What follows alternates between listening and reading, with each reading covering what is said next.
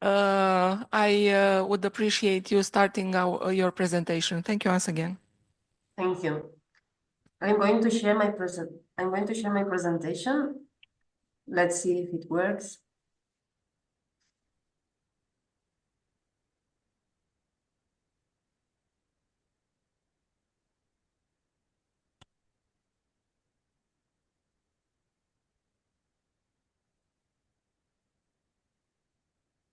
Can you see it? Yes, no?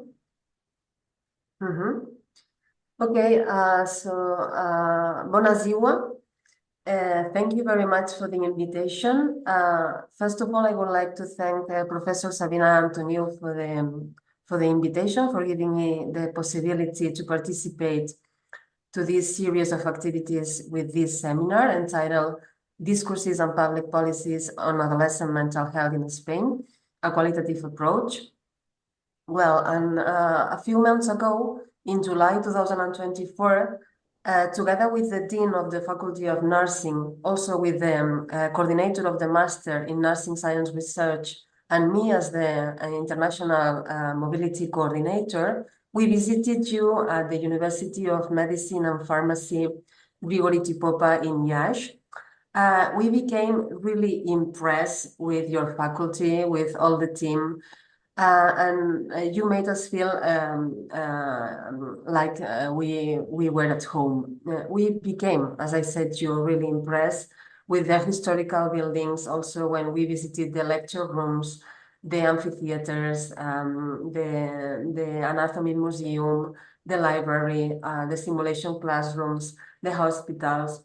But the most important thing for us is the incredible team that works here.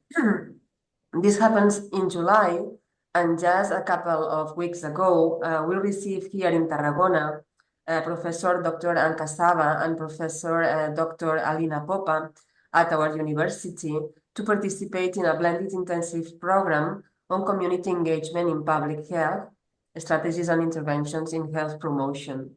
And during this week, we were sharing with colleagues from different countries, from 7 countries in total. All these colleagues that came here are from the health background, and we were discussing on the importance of taking into account the communities while thinking about public health policies.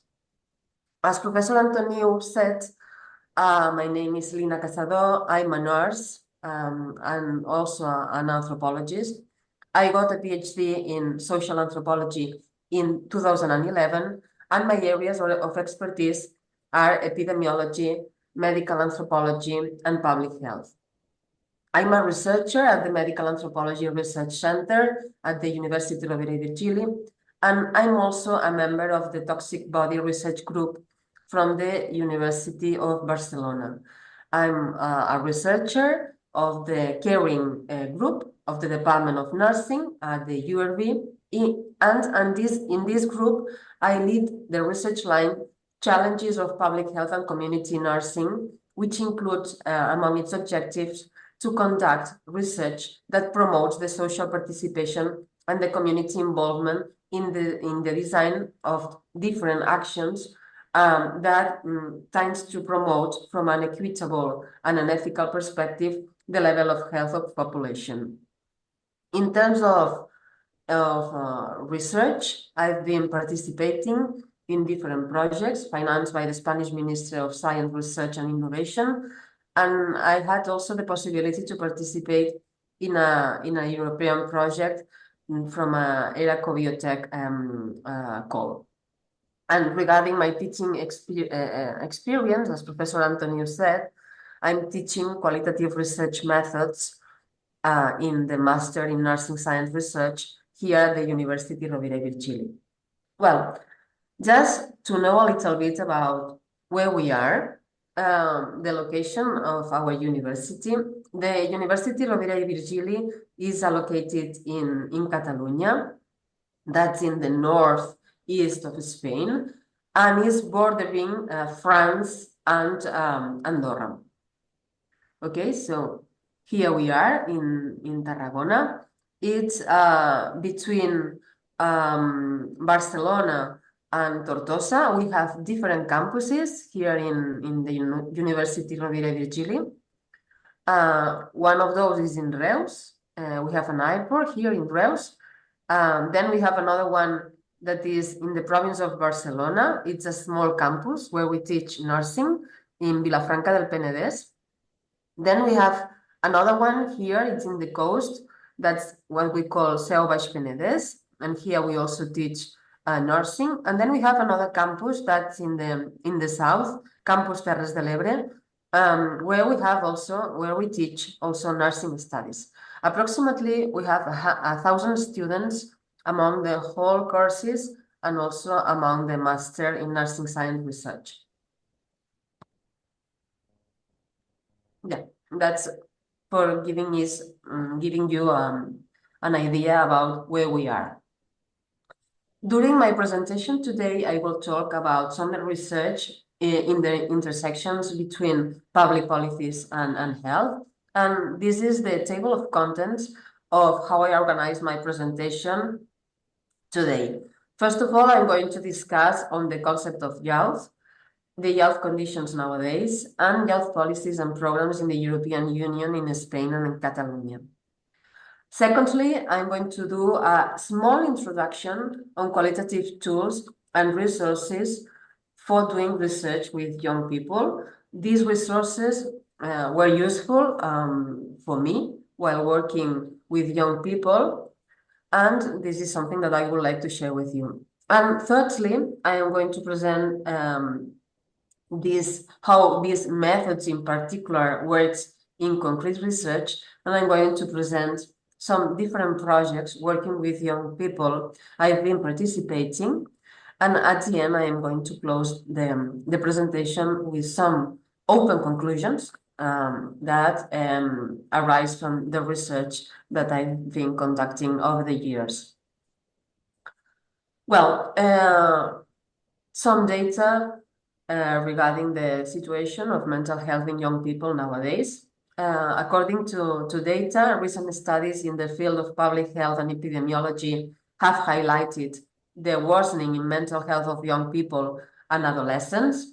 In 2021, with data prior to the pandemic, the World Health Organization warned that 1 in 7 adolescents between 10 and 19 years of age suffer from a mental disorder, with depression, anxiety, and behavioral disorders being the main cause of mental health problems according to the World Health Organization. In Spain, according to the 4 Youth Barometer published in 2023, there is a gap, is in 2023, this data. The 59.3% of young Spaniards recognize having mental health problems. Specifically in Catalonia, a report shows that 10% of young people suffer from anxiety and 5% suffer from depression. Specifically, which is important with this last study that I'm presenting, is the question of gender, because a young woman with a mental disorder stand at 15%, and young men from 8%. So there is a question of gender here regarding the well-being of youth women and youth men.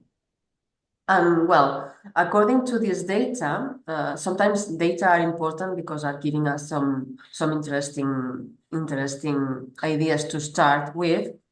I'm wondering, and also with the idea of doing this seminar more active or more proactive, I'm wondering to you, what do you think it's going on with young people? I see from the audience that you are young people, but I would like to know if young people from Tarragona and young people from Iași are different. So could you please scan this QR code and write the different imaginaries of young people in your city or in your country? Just think about it I give you a couple of minutes and we are going to see the results, okay?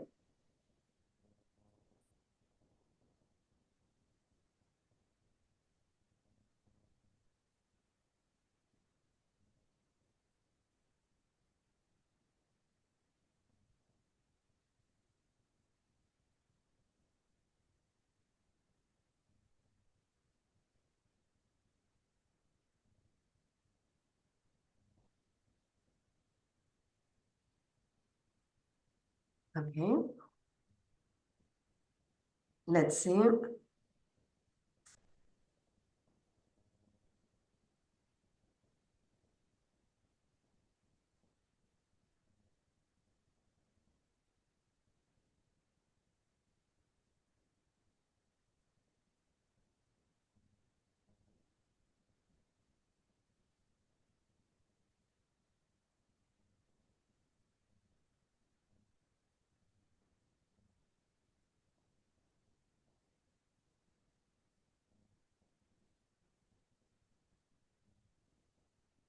And here you can see some of the responses that you give.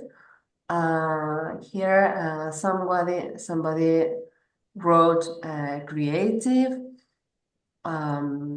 ambitious, perfectionist, optimistic, idealistic, very perfectionist, full of joy, enjoy of life, happy, stress, beautiful, hurry. For now, I don't know, maybe it's a word in Romanian. You are muted, Sabina. Can you hear me now? Forna Yes. is the name of a lady who scanned the QR code, but had to leave the venue. Is a professor at the dental school, wanted to attend, but somebody called her, so she left the room. So it's her name. It's her name. Okay, okay, thank you. Yes, so thank you very much because here we have this amazing cloud word about the imaginaries on young people. And here we can also say the positive things, that's beautiful, ambitious, well, ambitious, the question of being optimist and being idealistic, but also there are also some words referring to the itineraries regarding rude, lazy, tired, etc. Let me now show you. I'm going to stop sharing. I don't know, you can, well, if you want to add any other word, just when we finish, I can share it also to you. And well, we can have this map regarding the perceptions of the or the imaginaries that you have on young people. You can share it, Lina. They are finished. Okay, thank you.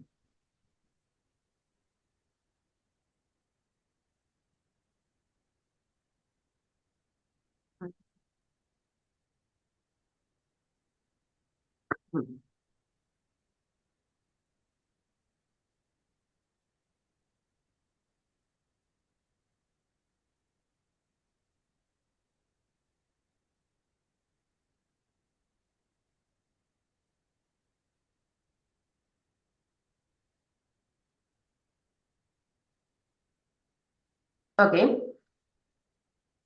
So, well, do you think that nowadays young people are worse than before? Because there are also, we can hear on the streets that sometimes elderly people is saying, well, bad things about young people nowadays. And what do you think about that? Are you, as young people, worse than before? And here I shall give you a definition of Aristotle in 335 before Christ. And he's saying, the young have strong but changeable passions. They are quick-tempered and also he's saying lacking in self-control. And this makes them all the more likely to yield to their passions. They are eager for superiority and easily feel slighted. They love honor and victory more than money and would rather do noble deeds than useful ones. As the greater part of their lives lies before them, they live more in expectation than in memory. As they are lacking in experience, they have exalted notions and tend to see the good rather than bad. Although they are confident and courageous, they are still accepting of the rules of their society. And although they like spending their days with others, they have not yet learned to value their friends for their usefulness. Well, undoubtedly, it would be no strange to hear these ideas nowadays, as I said to you before. However, what we must try to change is this perspective that is based on a strong stereotype on young people. What is the consideration of young people from the perspective of youth studies and how these youth studies can have a link between the health studies or the health perspectives and policies? Well, there is a consensus in the social science that a temporal or a chronological definition of youth is clearly insufficient. When youth finish, when youth ends, when you are 26, 27, 30. And it's also agreed that the conditions and representations of youth are sociocultural. So it depends on the context, it depends on the society and the environment. For example, in the meaning of being young is not the same everywhere. It's not the same being youth here in Spain that being youth in Gash or being youth in the United Kingdom or in Argentina, for example.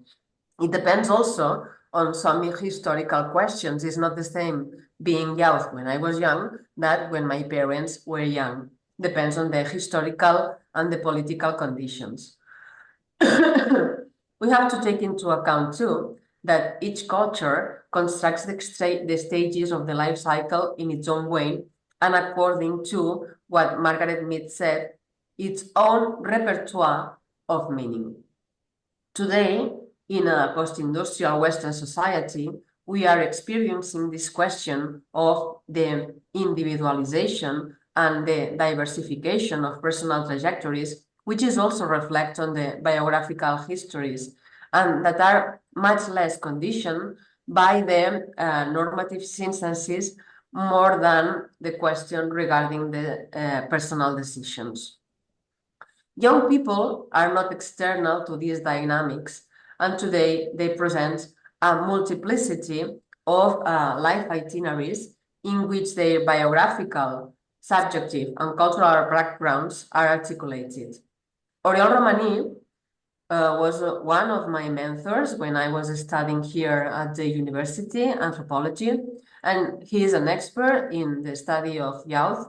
And he also defines youth in these terms, as I say here in the slide, as a polysemic term that explains us one thing, that on the one hand, we have this question that we have to analyze the condition of being young, that is the nature of young, and another thing is the social situation in which young people develop their biographical and mental process in this diversity.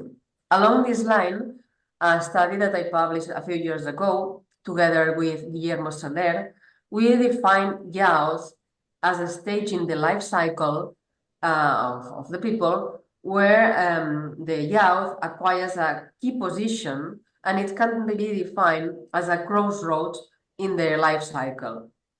And this goes beyond this chronological question that I said to you before. As I pointed out, young people define themselves between the childhood, a stage of social dependence in which they find themselves fundamentally receptions or recipients of information and also of attention, and maturity, the other stage in which they are asked to participate in society by being what we call as agents of return. In other words, by producing services, by producing work, information, attention, and everything that is considered acceptable from a social point of view. Young people are different everywhere, but they have in common the fact that they are in the impasse that provides them with a vital framework according to which they live different styles. What is the hurt of young people, the similarities? Well, practically everything from the social, environmental, cultural, and economic, the historical moment both conditioned the way they perceive the trajectory and the lifestyle, but also there are questions that are personal, that are non-transferable, and depends on the psychological profile. In young people and also in any member of society, there are many factors that come together to condition their lifestyles and also the way of thinking. And people add up their experiences and try to synthesize them in a way that we can provide them with much more or less solid or convinced reference to our lives. Uh, Young people in Tarragona or young people in Yash are different and are similar to those of the European or Western societies. Their concerns regarding the styles, the ideologies, the ways of acting, the aesthetics, the feelings are similar, although they have their own specificities according to their own historical and personal background, which then on a question regarding their own personality. And these also have to do with the geographical and the social environment. We can hear discourses about the youth in crisis, and this is something that appears also in the discourse of Aristotle. A youth that is supposed to be hedonistic, narcissistic, rebellious. For some of the researchers, we also heard that are alienated, and for others are mythologized, and this appears in most of the question regarding how we approach the youth nowadays. Well, most of the studies on youth either tend to predefine a concept or ignore this question. Well, when we try to define youth, it's difficult not to bore people if we are trying to. How can we define youth in a proper way? We can bore people when trying to respond to this question, or we can confuse people trying to give more more things that can confuse the audience. I'm going to give you some ideas regarding what is said in youth theory about the definition of youth. For example, Erich Hobsbawm defines youth as an autonomous historical subject carrying out the planetary cultural revolution and redefines relations between generations, customs, and above all, consumption. According to my experience as a researcher, I think it's important to approach young people from the observation of their lives. And this is how I have thought this presentation for today. I feel also comfortable with the approach that situates youth as a metaphor of social and cultural reality, according to Carles Feixa, that's a Catalan researcher. And also we can find some ideas from Philippe Ariès, which says that they are a product of a specific historical and social moment. Now, I'm going to give you also a definition from one of the participants of a research I was conducting some years ago, Elizabeth, and she said for me, being young is to be a catalyst for the society. It doesn't have to be on a large scale, she said to me. It's not necessary to be a political activist or a Greenpeace activist. Sometimes it has to do with knowing how to move around a little bit in your own city or in your own town. Well, we have more or less clear how we situate the youth in this according to my perspective. And now we have to define a little bit the youth in the globalization context. Globalization, as you know, is a concept with many derivations. In less than 60 years, globalization has gone from being a model of market liberalization to a geopolitical recognition and reorganization of the world that tends to avoid this nation state model to give new forms of consumption and tends to create an overlapping and also an overexposure of realities. There is no country, there is no group that lives on the margin of the others. And also we have to take into account that the economic, cultural, and political forms are constantly, in this context of globalization, intermingling. Well, young people, now we have to mix these approaches, young people, globalization, and risk. And here I'm referring to the work of Deborah Lupton.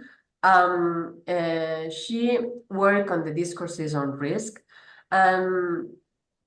She said that the discourses on risk mostly used nowadays can be divided into two. On the one hand, on environmental risks, there is a discourse on that, which would come from the normal operation of certain industrial activities, and also from accidents with toxic products, which can range from nuclear power plants to toxic spills in water, in land, or in air.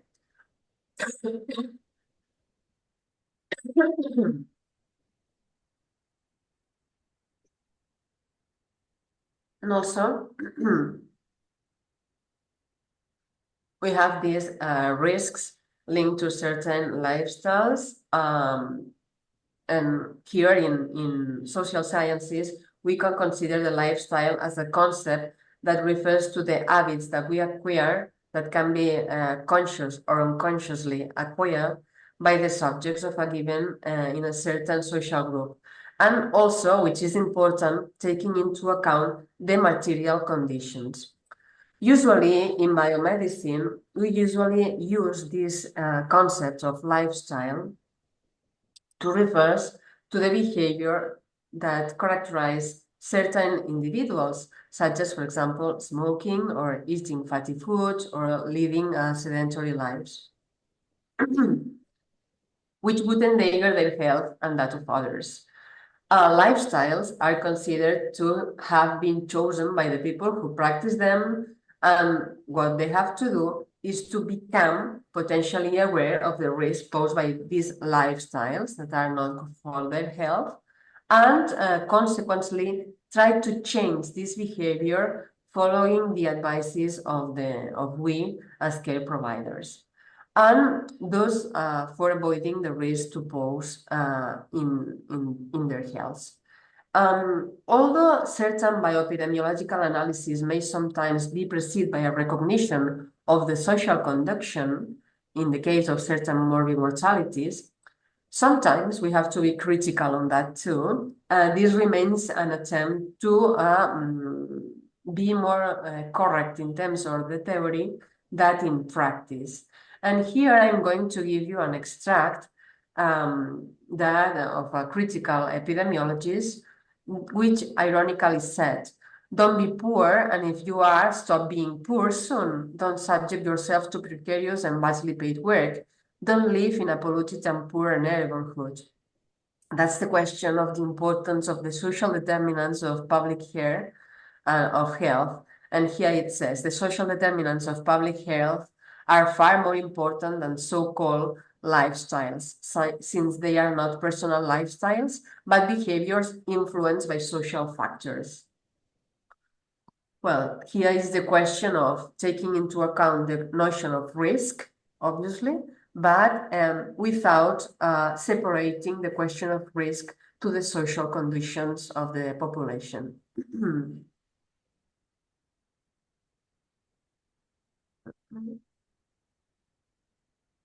Okay. I try to move this, yes, you can see it better. Yeah, so now I'm going to give you an idea about the youth policies and programs in the European Union, Spain, and Catalonia regarding young people. Here we have, first of all, the European Union Youth Strategy from 2019 till 2017, that is the framework of for the different public policies in health for young people. Then we have here in Spain the Action Plan 2022-2024 of the Ministry of Social Rights and Agenda 2030 of the government of Spain. Especially here is important the one that refers to Axis 4 of the plan, which is integral health and quality of life. That specifically in here, the objectives are the promotion of mental health and well-being of young people, the prevention of drug use and addictions, and also the promotion of actions aimed at encouraging lifestyles, habits, also healthy environments, the promotion of culture and healthy leisure among young people. And then we have, this is from the Europe, from Spain, then we have from Catalonia, the health plan of Catalonia in 2021 and 2025. And this places the person at the center of the system and seeks to integrate also here the gender perspective as one of the most important axes of inequality, and to do so in a cross-cutting manner. Here we have more or less the plan, taking into account the public policies in young people. And now, well, I'm going to continue with, well, some tools. I'm going to give you some tools and resources that I can think can be interesting for you as students and as researchers, to take into account while doing research with young people or not with young people. I am going to start with some generalities on that. And well, you can ask me at the end of the presentation if you have any doubt on this and other questions.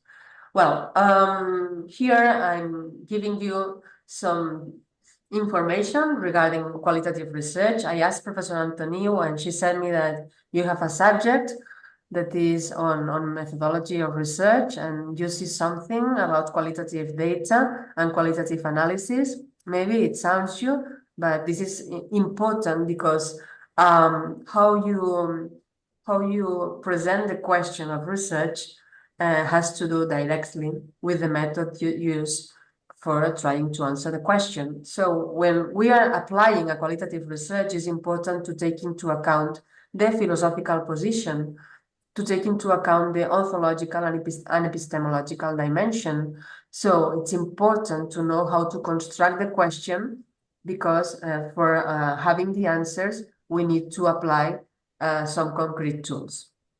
And in this sense, doing qualitative research is like a way to understand also sometimes how reality works. Here we said too that it is interpretative. So it's interpretative because we have to take into account that we as researchers, when we select one part of the reality, we are also trying to interpret the reality that we want to describe. As I said here, reality is complex and is constructed by multiple meanings. I'm explaining you all these things so quickly. Sometimes I explain this question with my students with one session of 2 hours, no? But or sometimes 2 sessions, no? But it's important to take into account the question of the researchers is in the field when we are collecting data, and we have to take into account that we as researchers are in a position in the field. It's reflexive. This idea is connected with the previous. It is situational, and it is inductive, as I said here. Then I'm going to show you a map about this idea of what it means to be inductive rather than deductive. And maybe with this image, you can understand when we are referring to that bottom-up question, the bottom up, the importance of data for constructing the question, we are referring to that. Sorry.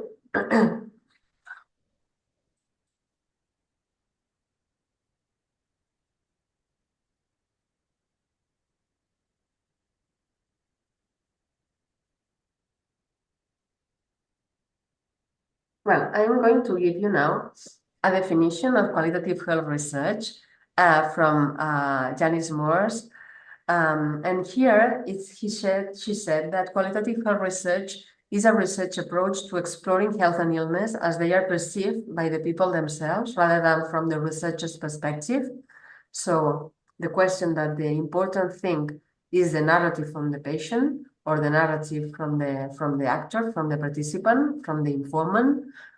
Also says here that the researchers use qualitative research methods to elicit emotions and perspectives, values, beliefs and values, and actions and behaviors, and to understand, here it says, the participant responses to health and illness and the meanings they construct about the experience.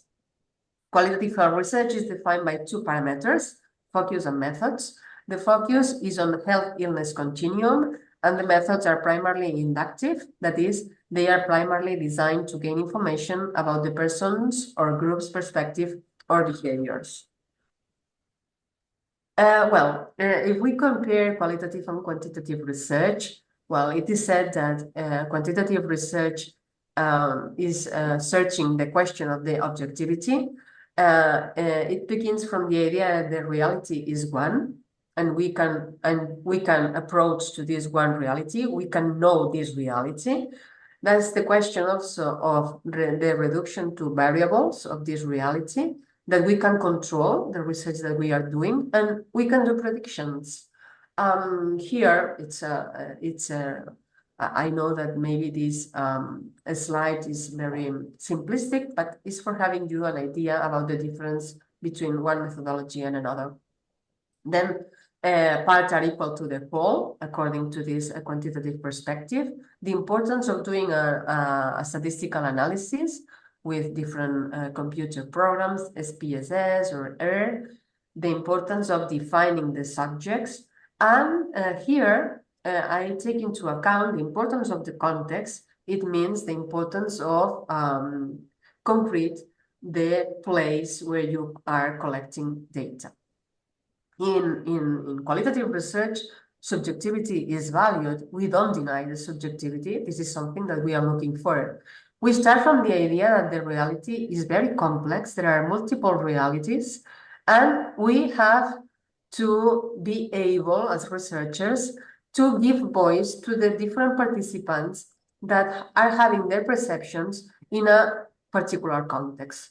Imagine, for example, a situation in an inpatient unit, and you want to know the patient's perspective, but also is important the health professional perspective on that situation, and also is important the perception from the family. So we have to be able to present all what we are analyzing in this complexity. The importance of provide the research with the question. Sometimes for me and also for my students, it's really difficult to find the proper question in a research. And we were thinking about it. It's a process to find the proper question for your research. The question that is also important is do a proper and an accurate description. The importance of understanding the meanings of the action, and the importance also of interpretation. Here I said that the whole is greater than the parts. The importance of narrative here too. And we call our informants the participants, and it's context dependent. It depends on the situation. It's not the same being, for example, young here in Tarragona, depending on you live. If you live, for example, in a particular neighborhood that is a poor neighborhood in Tarragona, you are not in the same conditions or have access to the same resources that the young people that lives in the city center, for example, or in another of the neighborhoods that have high incomes, for example. No? So it's context dependent. The perceptions that we are going to describe or to analyze depend on the context and on the space well, here also it's in connection this figure with the previous slide, the approach from the beginning of 19th century. Quantitative methods are here from positivism, and qualitative methods are here from phenomenology or interpretative social science. So the importance here is when, for example, we are doing a research and well, the question that we ask for our research is based more on this quantitative perspective, or is going to be answered by using quantitative methods. The hypothesis that we construct, this is something that we need to test. This is not exactly the same in qualitative research, because sometimes there are some colleagues of mine that think that it's difficult to think in hypotheses when we are doing qualitative research, and it's better that we use more than hypotheses in qualitative research, we use more research questions. This is something that we can discuss it if you want before. Well, when we are using qualitative research methods, the point is we need to know not only what people think, but also why they think so, why they think in this way. I'm going also to give you some characteristics from different theories about qualitative research. And here, for example, I'm going to give you the definition from Strauber and Carpenter in the book Qualitative Research in Nursing. They have emphasized 6 significant characteristics, as I said here, in their research. The belief in multiple realities, we were saying this before. A commitment to identify and approach the phenomenon studied. A commitment to the participant's viewpoint. So what is important for us is what the perception of the participant in our research. So in this sense, the important is to give voice to the participant rather than the voice of the researcher.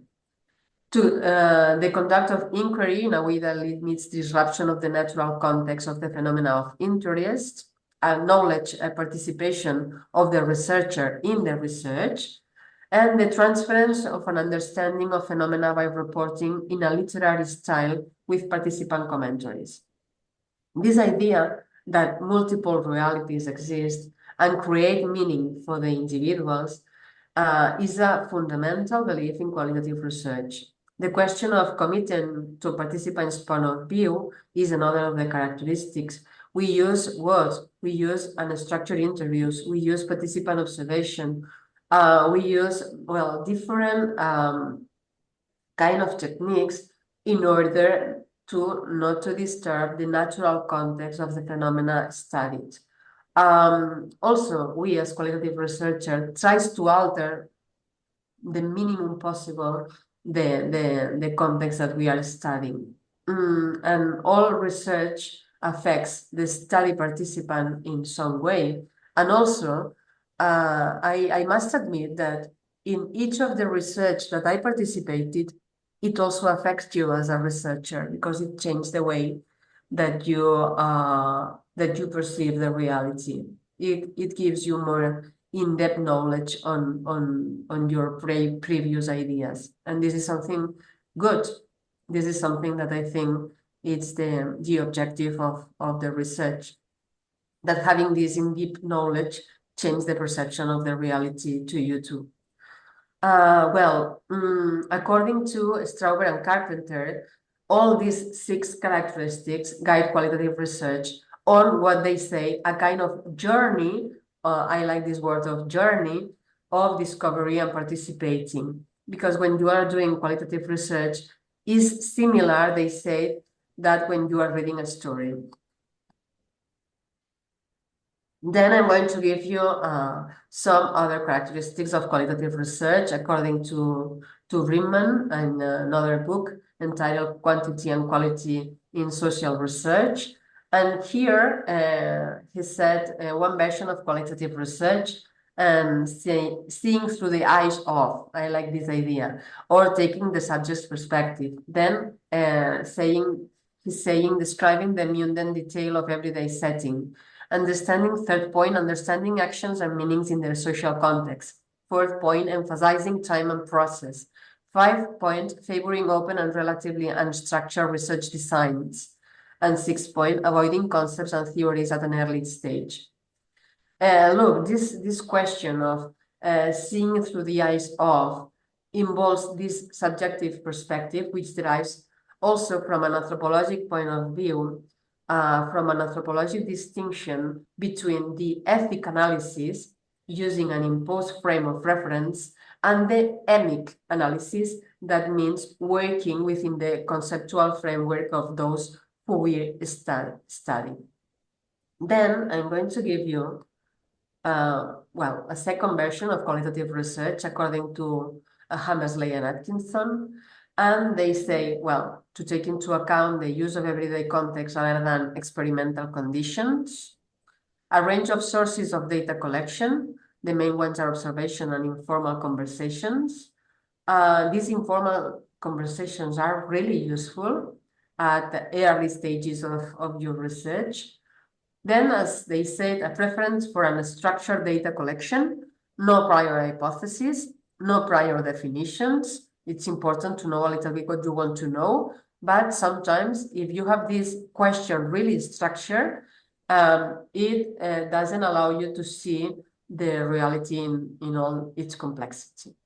That's what they are referring here with this unstructured data collection. 4 point, a concern with the micro features of social life.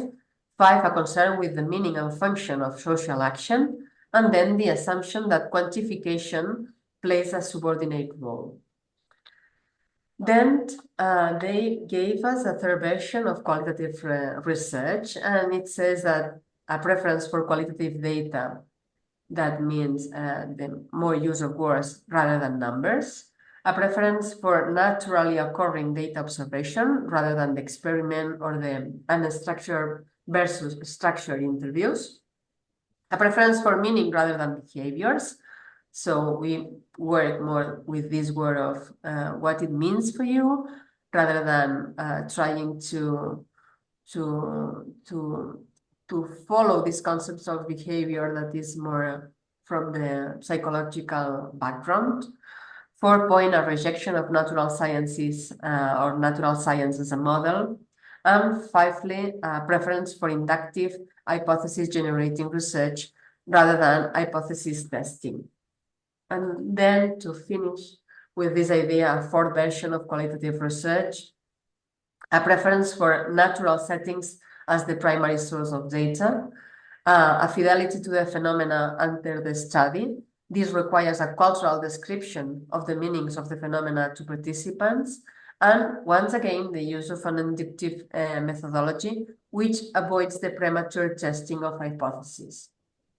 Well, one other thing that is really important here when we are planning to do our research, in my case about young people, but in your case it can be with your topic, is the question of stating the problem. First the question, as I said here, and then the methods.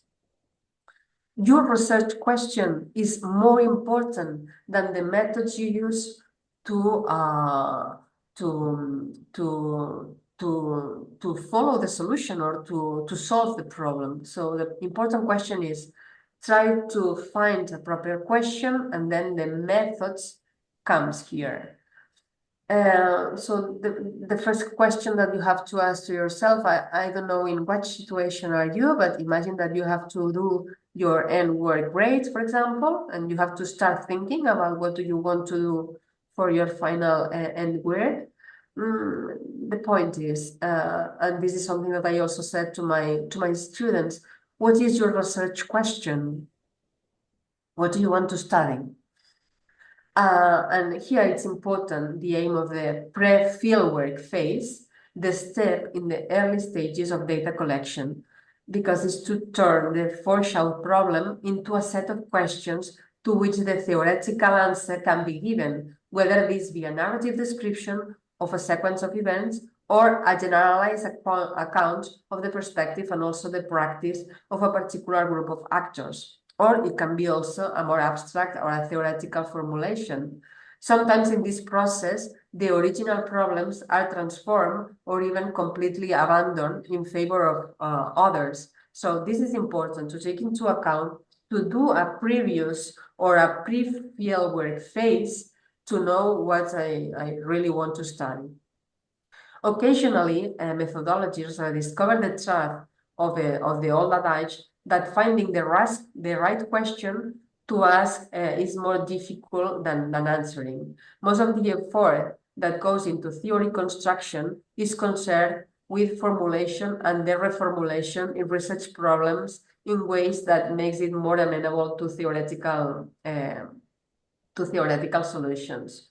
And here I'm giving you some uh, some excerpts from Glasser and Strauss, depending on the degree of abstractness.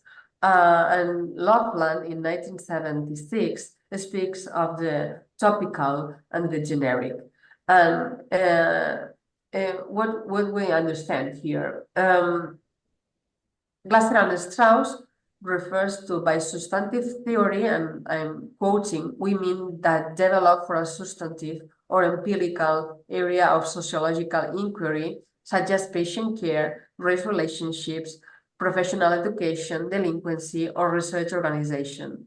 And then by formal theory, we mean that develop for a formal or conceptual area of sociological inquiry, such as stigma, socialization, status incongruency, authority and power, reward systems, or social mobility. In qualitative research, there is frequently a constant interplay between the topical and the generic, or the substantive and the formal. One may begin with some formal analytic notion and seek the extent or redefine the range of application in the context of a particular new substantive application. This idea can be illustrated by reference to the work of Hargreaves, Hester, and Mellor, and they studied deviance in classrooms. Starting from the formal concept of labeling theory, Hargreaves and their colleagues sought to extend the use of this analytical framework, and they tried to examine its values for the study of the school deviance.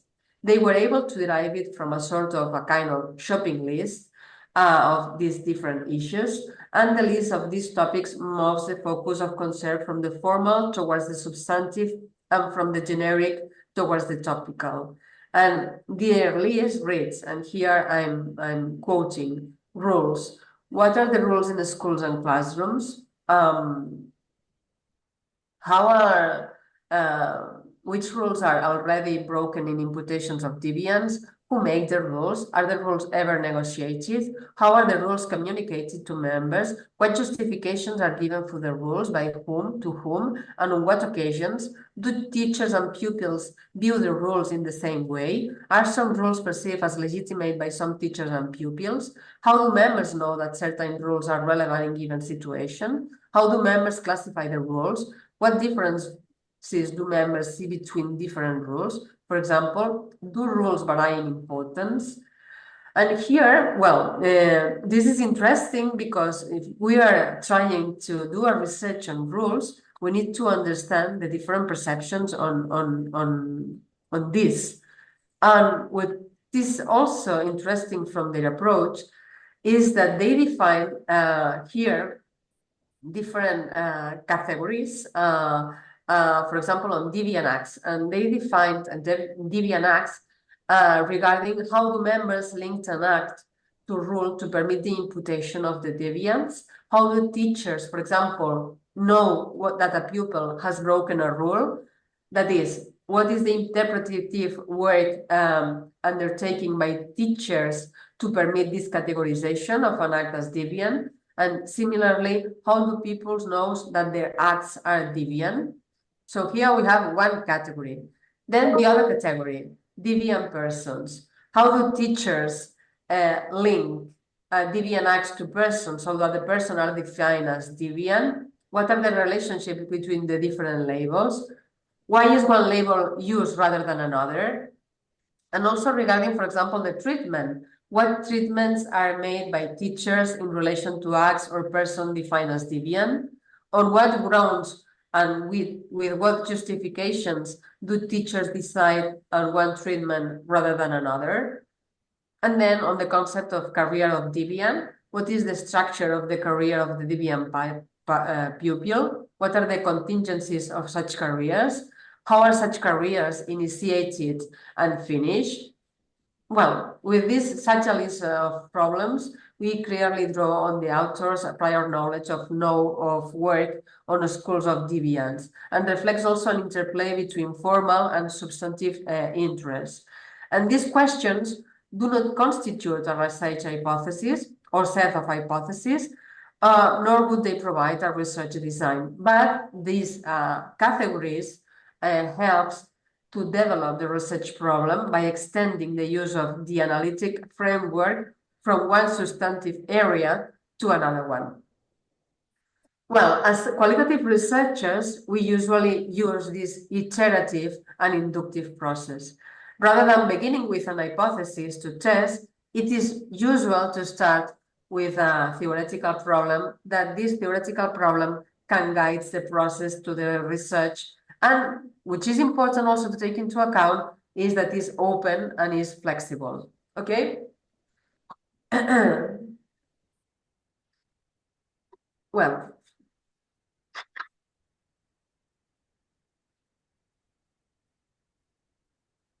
now I'm going to talk a little bit about participating and observing. One of the most interesting research techniques in qualitative research is participant observation.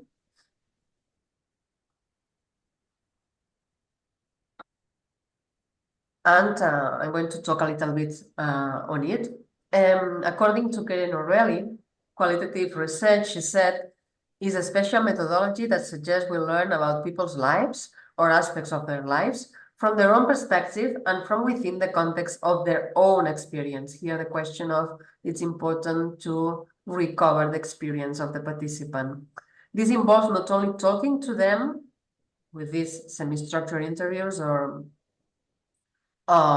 histories of life, for example, and asking questions, but also learning from them by observing them, participating in their lives, and asking questions that relate to the daily life experience as we have seen and experienced it. And here she said, as a participant observer, you are someone who is observing as well as taking part. Okay? And also, Karen O'Reilly explain us that in order to do participant observation, we need to take into account these points. The first point is the gaining access to the field. The second one is taking time. Third one, learning the language. Fourth one, participating and observing. And five, taking notes. I'm going to develop further each one of these points. And well, before doing any kind of qualitative research, before starting doing participant observation, before starting doing fieldwork, you have to gain access to a group. It may be that you already have access and because you are already part of the group that you wish to study. For example, I remember that a student of mine decided to study the human towers, the groups of human towers here in Tarragona. She also was a member of the group. And similarly, I have another student that decided to do research in one of the hospitals, one of the public hospitals we have here in Tarragona, and wanted to do the research in the intensive care unit, and she was working there. But on the other extreme, other students will often set up different places to do the qualitative research among people who are completely unknown to them. And well, you have to decide what you want to study. You can both feel and appear very strange in the early stages, especially because people do not usually understand the concept of participant observation. Even you are doing the research in your own context or in another context. We need to take into account also that access can be difficult because some of our personal attributes, imagine if I want to do a research with a skin head group, for example, maybe because of my personal attribute, it would be difficult to have the access. And here there is an interesting book referring to that, that's made by a journalist who became in a group of skinhead to know better the group. But this is not. This is a kind of different research, more in the field of another kind of discipline. And I'm going to give you also a definition from Karen O'Reilly, and she said, access is not something you do at once and then you are in. It has to be negotiated all the way along to different groups, different people, different topics. And she also said, access is not separate from the research itself. From it, you learn about how people view things, what they want to see and what they do not, and how they understand your own role. You may find that something you thought very privately will be spoken easily, whereas something you thought you would be easily be allowed to observe is a taboo. Well, here you have the important things of how to who can manage with question of the access. And I remember, for example, that I was working in a research. It's not connected with exactly with young people, but I was doing a research with pregnant women regarding the risk perception on the exposure of persistent organic pollutants. And for example, I get in touch with my midwife of the primary healthcare center, and she provides me the telephone numbers of the pregnant woman that can be interested in doing the research, because she explained them and well, they agreed to participate. And to be honest, when I call the pregnant woman, because well, I have to do some participant observation while at home, while cooking, in what food they have this trust or distrust, depending on the the acquisition of the product or not. If they have this risk perception, depending on her condition as pregnant. And to be honest, once I call the pregnant woman, none of them accepted to participate in the research. They find problems to have the proper moment to be with me and to share their feelings. So this is something that I have to think about. Well, it didn't work, and I need to change my strategy as a researcher, because the woman, even they said to the midwife that they are going to participate. I don't know what's going on, but they are not participating. And I decided to participate in the preparatory classes for the delivery. And I was in these classrooms participating as a nurse and as a researcher, that as the pregnant woman can see me, it's a way to have this access. So with this idea, what I'm going to try to explain is that even I have the formal access from the midwife, another thing is that I didn't have the access of the midwives, of the pregnant woman, sorry. So I have to negotiate this access, and in this way, I try to find the proper solution, participating in these classes that were done by the midwife. And in this sense, I can negotiate my role in the field and I can have access to the pregnant woman. It's really important, this access, the formal and the informal.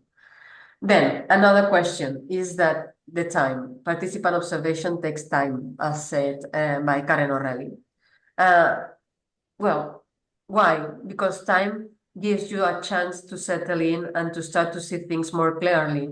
And first of all, you can be seen as the newcomer's view, which is really new. Imagine that you are doing a research in a field that is completely new for you. This is good in some sense because all things are strange for you. It's the first time that you are in this place and you can make questions for yourself and you can take notes of all the processes that are taking part in this field. But if you are in the observation unit, sometimes it's more difficult to construct this, what I said, this distance with your field, because you know through the habitus you became engaged in the process, and it's more difficult to be distant with some of the practices that are taking place. First time, remember, for example, from your experience as a student, the first time you enter in a hospital or you are in a hospital floor, you are noticing the way that the things are setting out. And sometimes, for being used to the routines of the hospital floor, you need time. You know to see how things works. And this is something that it is constructed through time. Well, here I can say it also that people can alter their behavior when someone new, we as a researchers, enters to a scene, but they can only keep this up for a short time. Time also enables you to observe changes as this happen. An important key idea on that is that time enables the development of emerging hypotheses, reduce the Hawthorne effects, enables a focus on process and changes, and facilitates the establishment of trust and rapport. Okay, so it's important that participant observation takes time. Another important point that Karen O'Reilly pointed out is the question of learning the language.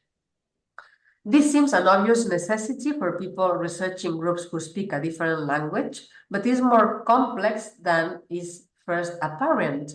It might not simply be a matter of learning to communicate in another language, but of identifying subtle differences in dialect, understanding colloquialisms, acquiring slang terminology, and learning when and how to use a polite or casual tone.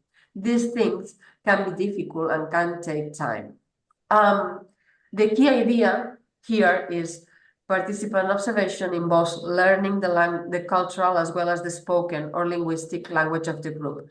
And I'm going to give you here some examples of my fieldwork during my, while doing the doctoral thesis. I'm going to talk about it in a moment, but I need to learn the language. I was doing some research in a prison because I was following the self-harm action, the meanings of self-harm actions in different sceneries. In some of these sceneries that is not considered as a well, as a mental health problem, and the meanings that the imprisoned people gives to the self-harm action. And before doing the interviews, before having access to the prison, I need to know some specific vocabulary that is specific from the prison. So what it means being in first grade, in second grade, in third grade. Then there are specific words that refers to the cell. Is the chabolo. Chabolo is a word that is not used commonly in Spain. Jaco refers to a kind of drug. Chinarse, it's also a word that it refers to the act of cutting. And there are also some kinds of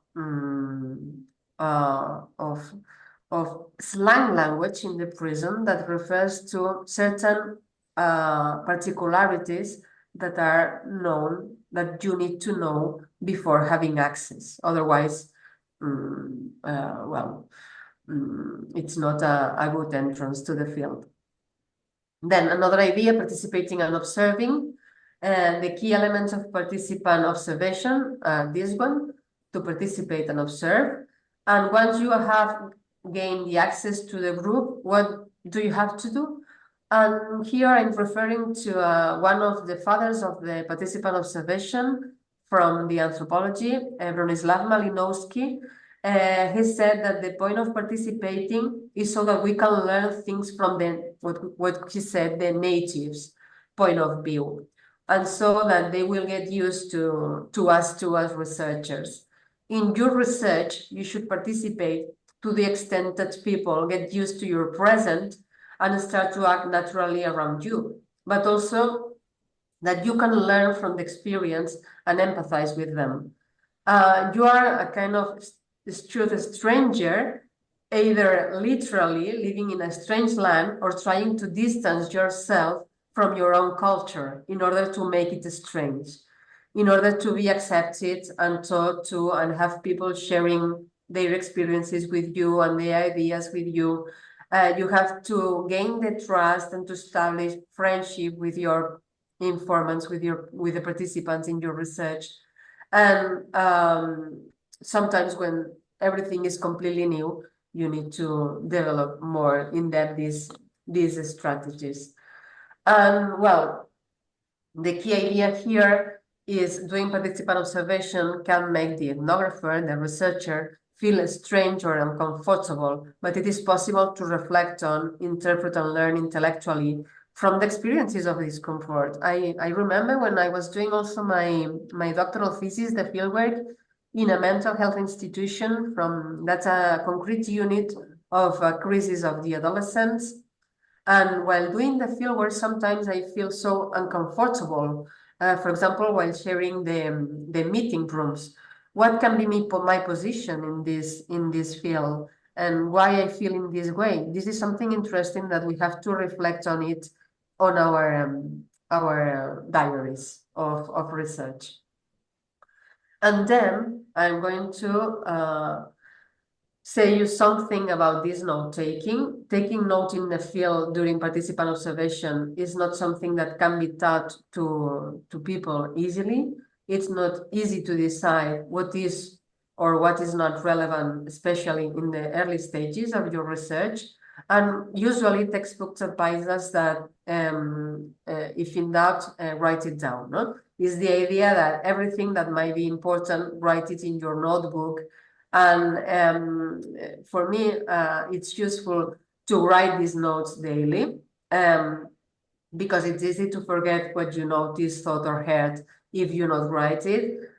And here you can use a small notebook that you can have in your pocket where you note down things that trigger you or ideas that can help you to remember one idea, or short notes, etc., or dates or names, etc., that you can find interesting to develop further when you will be at home. And now you can also use a dictaphone, no? Or send you a voice message to yourself in order to be able to develop more in depth these ideas when you arrive at home. For me, it's important to have a notebook of each research. Maybe it's because I'm old and I prefer writing, because when I'm writing, I'm organizing my ideas. But if you use your mobile phone, for example, for sending your kind of uh, research by voice, then I think it's interesting to write, because when you are writing, you are organizing always. About these field notes, well, I have a professor while I was doing the master who published the field notes because he said that it helps to develop, it can contribute to the full development of the research, and all the things that you were thinking with people that you connect, and well, how you feel and the difficulties you have for having access. All these things, he said, it's important for young researchers to know that every time you are doing a research, there could be things that weren't planned, and you have to manage to solve the problem. Well, more or less, you have a general idea about how qualitative methods can be used, or the philosophy of qualitative methods. And now we are going to see how we can well, use it in the field of. Oh, sorry. Sorry. Here you have a general idea. When I'm a researcher, I'm questioning about the reality. That's a reflection of this inductive process. From the reality, I'm doing a question. Then from a deduction process, I'm going to see if there is something published or there is a theory regarding what I'm going to study. And then we have to see how this can be answered, how these theories or models try to answer the reality that I want to describe or I want to analyze. Here, the process is circular. There are some authors that says that more than circular, because it seems that has a point of departure and a point of ending. They say that, well, maybe this circular process is not in this way because it has more this structure, because once you started with one question, it's more a process that it has no end.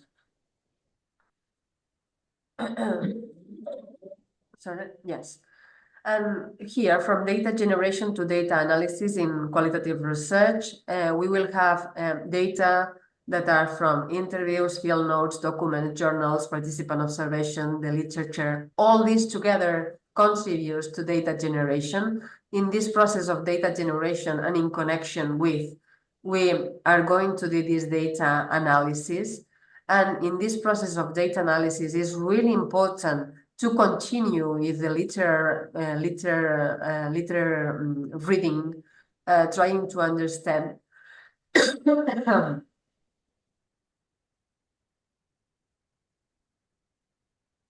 or try to understand what your informants are really saying or want to say, and how are they acting in the way that they act. In this data analysis, it's important having these substantive codes and the process of categorization.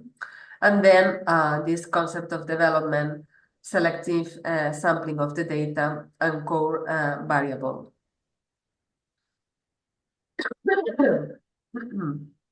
Sorry.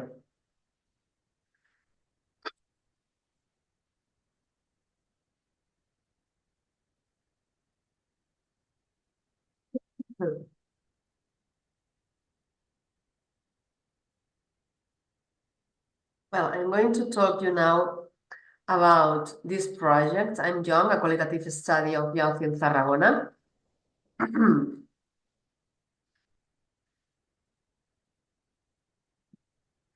Sorry, I have a terrible cold.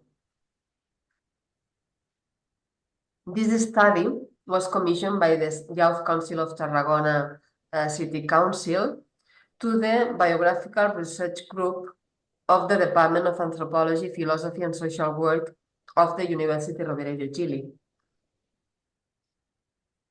Well, at that time, I had just graduated in social and cultural anthropology at the University Rovira i Virgili, and together with a colleague of mine, Guillermo Soler, he is a journalist and also an anthropologist, we were offered to carry out this project.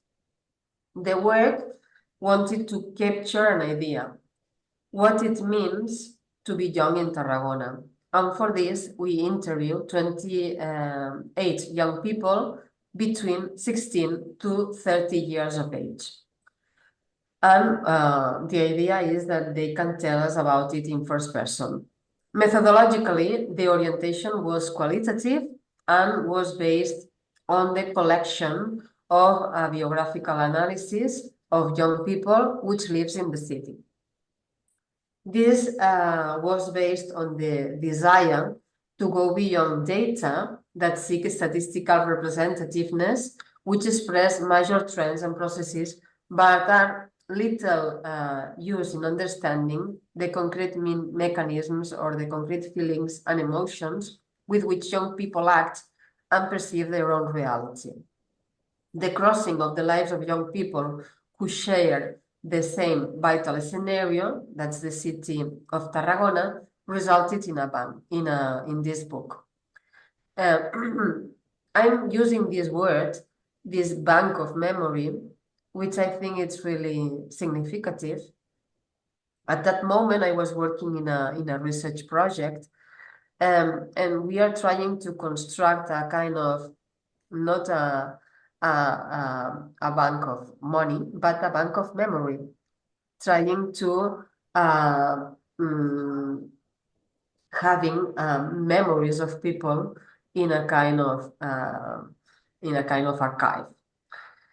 From this perspective, which is really interesting, is that the life story allows us in this particular project to adapt a qualitative perspective on the reality of the young people who live in Tarragona in the way that they experience it.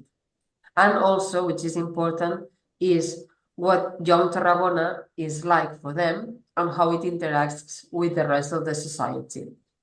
The life of each of the young people that were part of the group of people selected as informants provides us valuable information to see how the variables of life are linked and related to the figures of young people.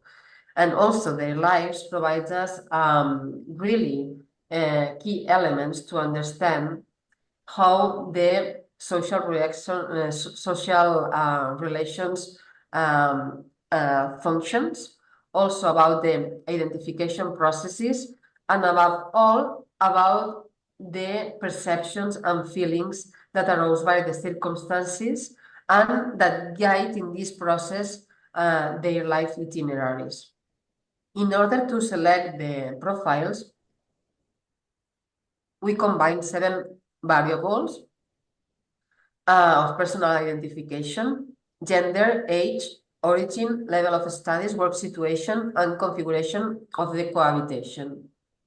And based on this configuration of variables, we define 15 profiles that guided the final research with a total, as I said before, of 28 informants.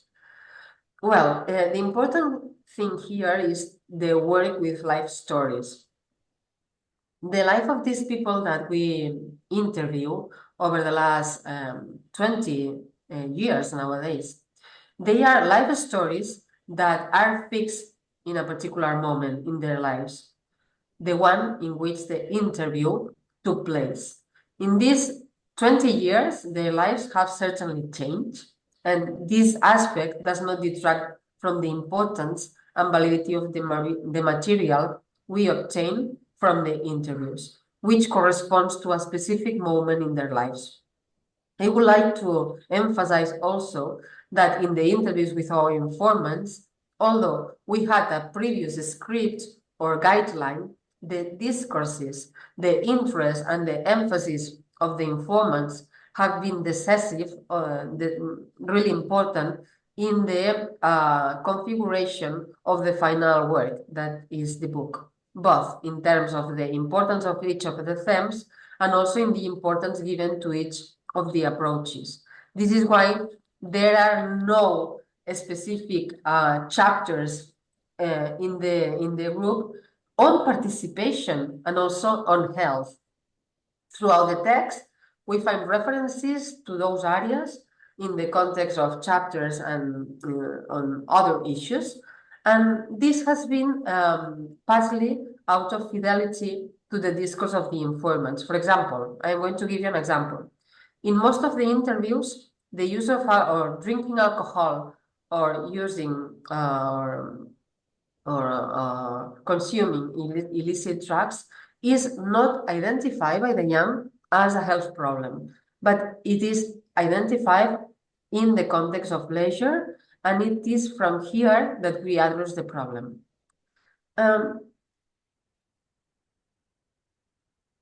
Here, just for you to having an idea, here I'm not presenting the 28 narratives, but well, for having an idea that when we select the profiles, we need to take into account different variables. For example, Caterina is 16 years old at the moment of the interview.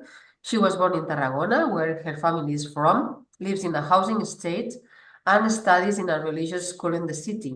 Monaya was born 16 years ago in Nador, in Morocco.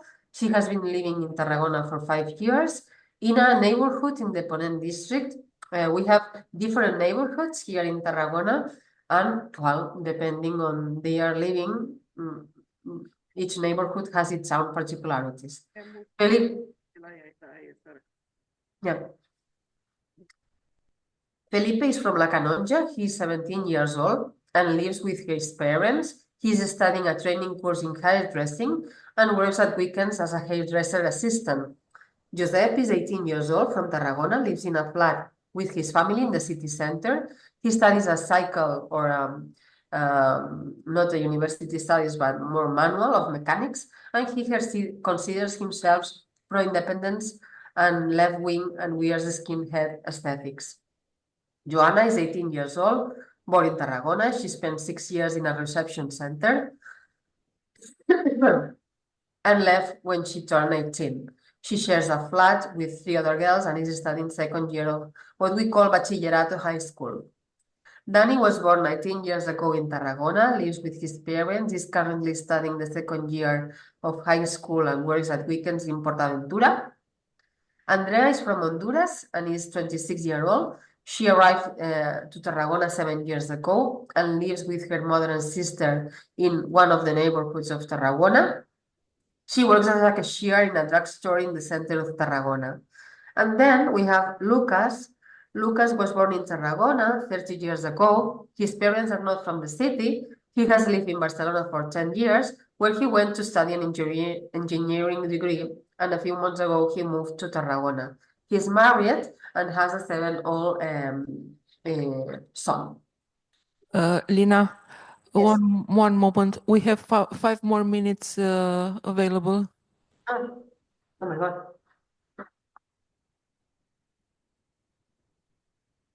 Okay, so I'm going to continue.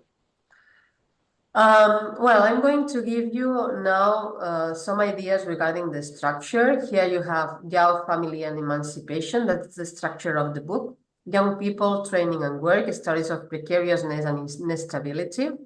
Then relationships with other young people, leisure, and social participation. Okay. Then I'm going to explain to you a little bit another of the projects I was working in. This was a project on eating disorders in Catalonia, an anthropological perspective, funded by the Catalan Youth Observatory of the Youth. And I was working together with the anthropology department, and we were working together from 2003 till 2010. Which is interesting here is while I was doing the fieldwork in an inpatient unit of people with eating disorders, the question of self-harming appears during the narrative. They refer to them in a way of, it helps me to calm my nerves, it helps me to punish myself. When I have eaten, when I'm cutting, I feel relaxed.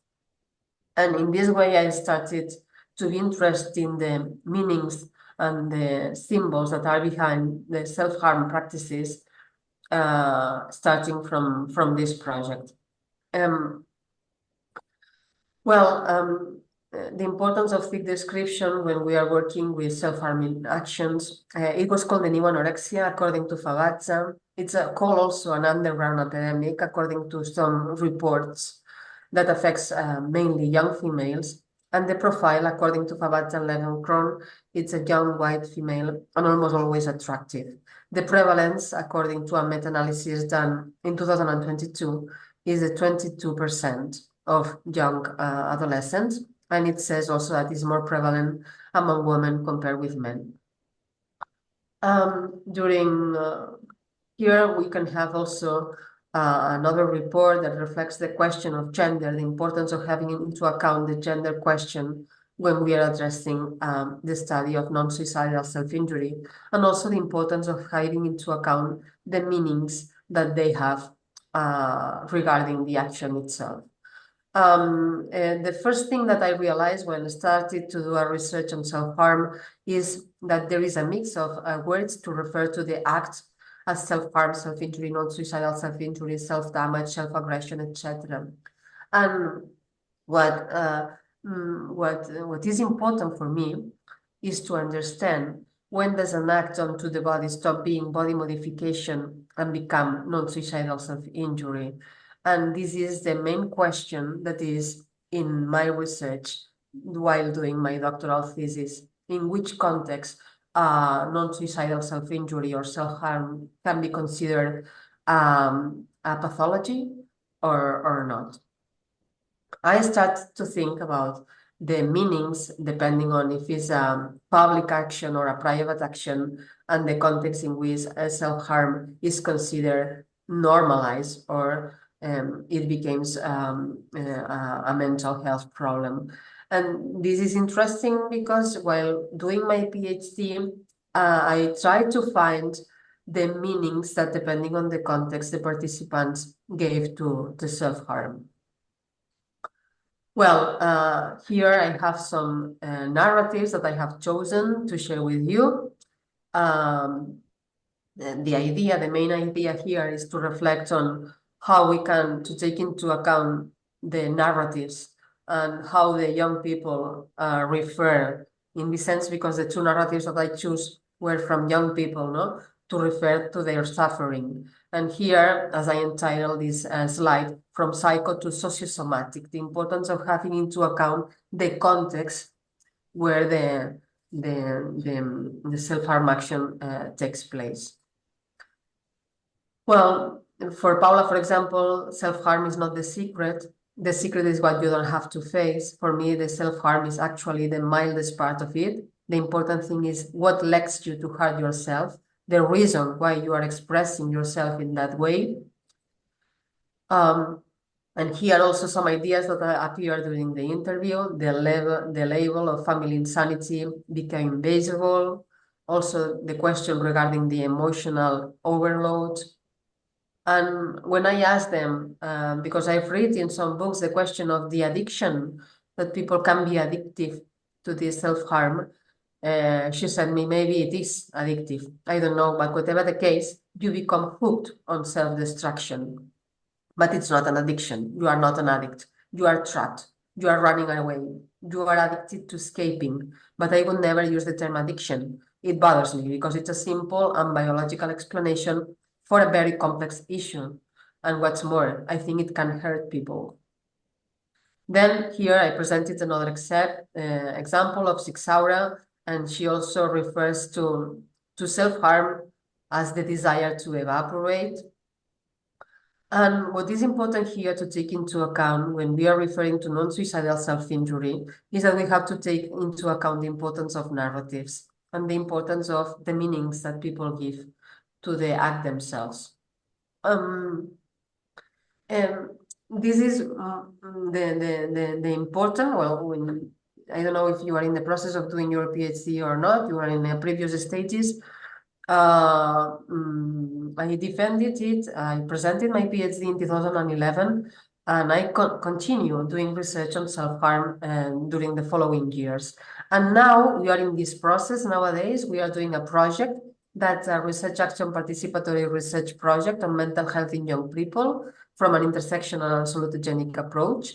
And here we were doing the fieldwork in high schools, and we want to determine the influence of variables like gender, age, and social class on the perception of health. And we want also to analyze the impact that certain health programs health programs aimed at young people have with them. We started from some statistical data from a primary healthcare center in Reus, that's in a city close to Tarragona, and they found that in high schools, it was a pilot test.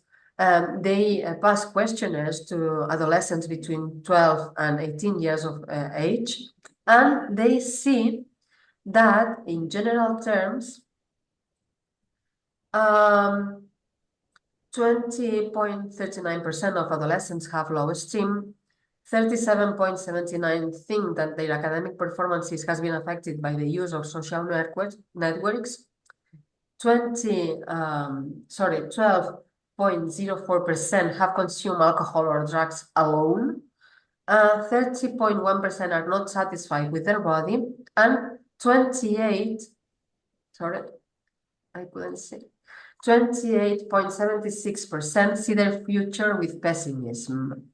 So this data can help us to develop further the importance of taking into account the narratives of the young people regarding their well-being.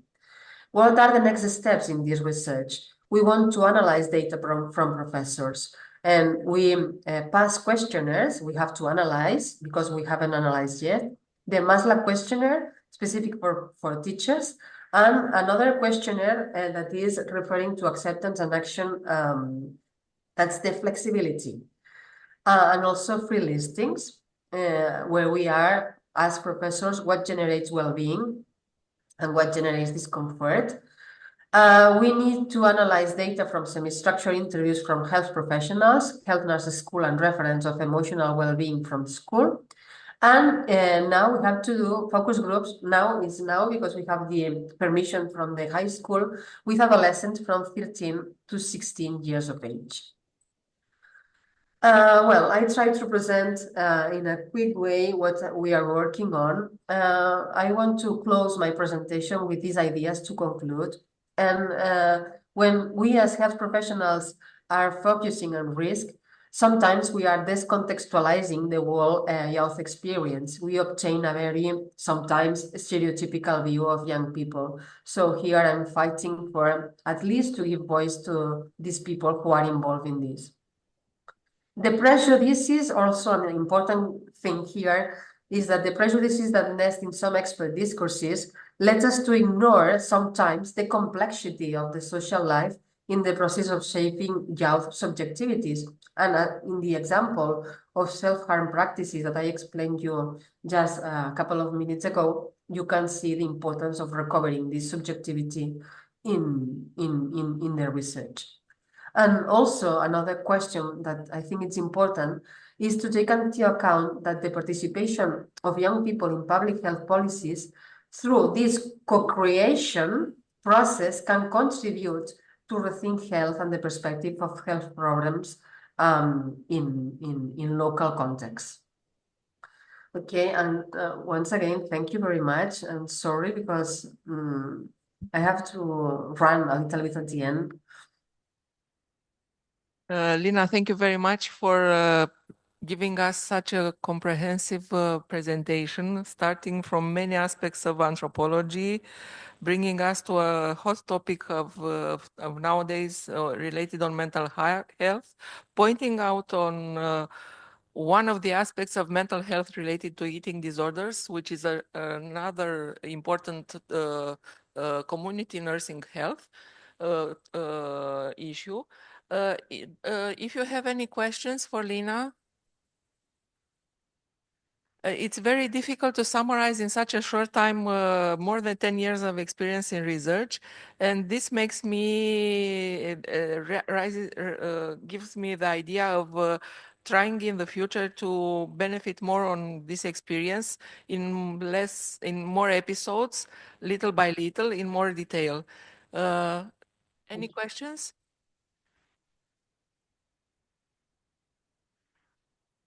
Lina, we would like to thank you once again for your presentation, and we are looking forward to cooperating with you in the future. Thank you once again. And Thank you very may much. your flu passes quickly. This is, something from my clinical background. Thank you very much, Sabina, and thank you all the Once again. students that are here. Yes, they are young, so maybe they can feel, well, at some point, faced to what I'm explaining. And well, thank you also to you and all the team that are behind these activities. And I hope that it goes everything well. And that's it. You too, take care, and thank you once again. Bye bye. Bye. Mulțumim frumos! Prezentare foarte complexă.